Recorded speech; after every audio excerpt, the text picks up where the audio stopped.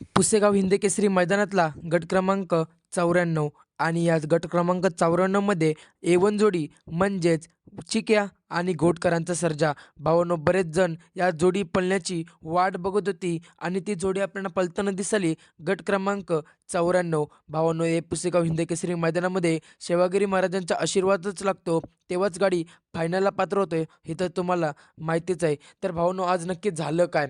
तर भावांनो, गट क्रमांक 94 मध्ये आपले सर्वांचे लाडके नंदी चिक्या आणि घोडसर्जा ही गाडी तुफान स्पीडने आणि तुफान वेगाने पळत होती.